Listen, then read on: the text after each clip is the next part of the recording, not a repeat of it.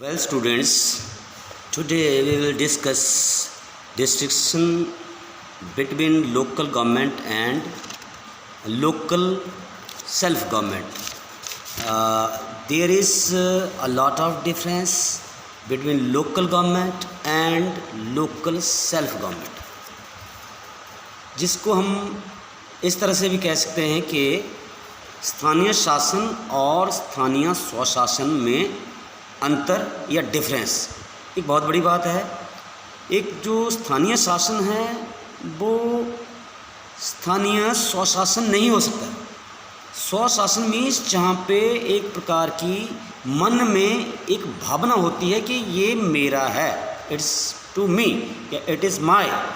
लेकिन स्थानीय शासन में ये जरूरी नहीं है कि उसमें ये भावना लोगों के अंदर रहे कि ये मेरा है, क्योंकि जो स्थानीय शासन है उसमें हो सकता है जो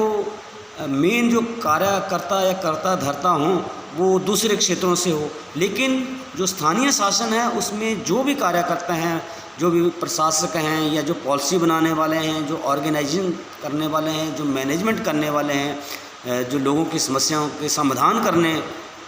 वाले होते हैं, वो लोकल सेल्फ गवर्नमेंट में वहीं के लोकल लोग ही होते हैं। तो ये इसमें बेसिक डिफरेंस है। और इसमें अगर हम दूसरी तरफ से देखें तो ये डिफरेंस जो है वो दो तरह का है, एक सामान्य व्यवहार के रूप में और एक सैद्धांतिक इसका पक्ष है उस तरह से होता है। जो इसमें जो सामान्य व्यवहार से संबंधित जो एक महत्वपूर्ण पुस्तक इंग्लैंड में छपी थी या लिखी गई थी, उसके लेखक थे हसबक, और उन्होंने लोकल गवर्नमेंट इन इंग्लैंड, इसमें ये उस बुक में इस लिखा था इसके बारे में। और हमारे देश में सबसे पहले, जैसे कि मैंने आपको पहले भी क्लास में बताया था कि हमारे देश में सबसे पहले स्थानीय स्वशासन का जो शब्द है ये 1882 में लॉर्ड रिपन ने यूज़ किया था।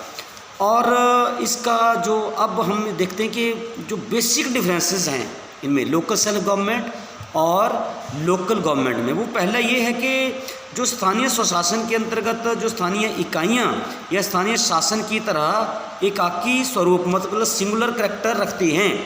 स्थानीय स्वशासन में, और इस तरह की व्यवस्था जो है वो इंग्लैंड के शासन में है।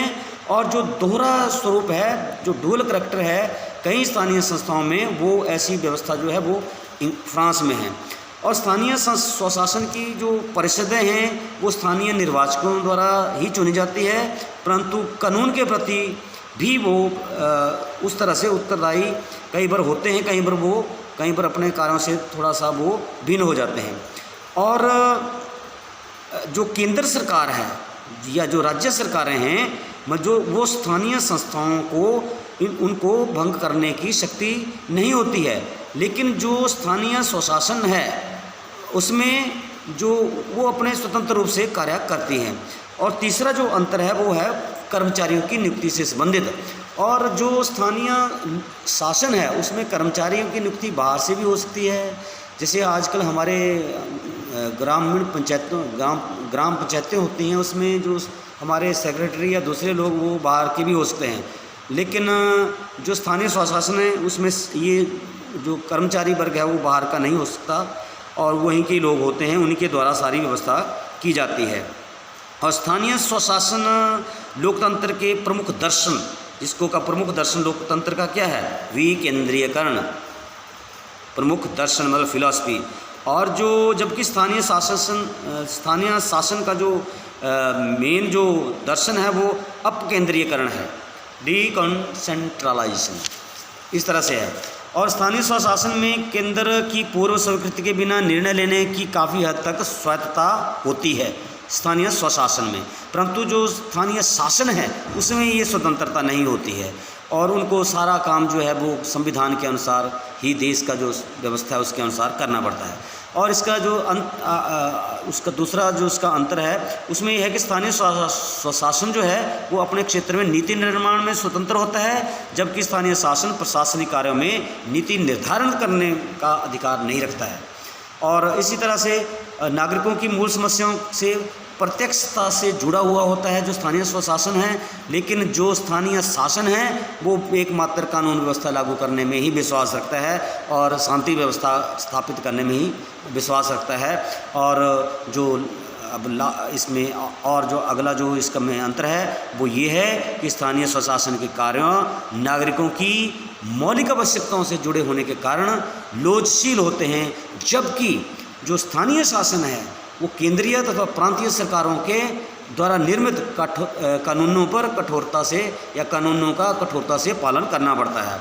और स्थानीय शासन में जो कार्यरत कर्मचारी हैं वो अभिजन होते हैं, मतलब वो बड़े सीनियर या बड़े कुलीन लोग होते हैं, लेकिन जो हमारा जो स्थानीय स्वशासन है उसमें जो है वो लोग जो हैं, जो कर्मचारी वर्ग है वो साधारण होते हैं और उनमें जो प्रशासनिक कार्यों का दायित्व जनता के द्वारा निर्वाचित किए हुए प्रतिनिधियों पर होता है, उनका उत्तरदायित्व। मतलब जो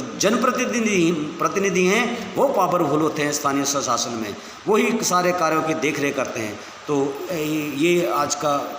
इसमें ये अंतर था आज, और कल हम नेक्स्ट टॉपिक पर आपसे डिस्कस करेंगे।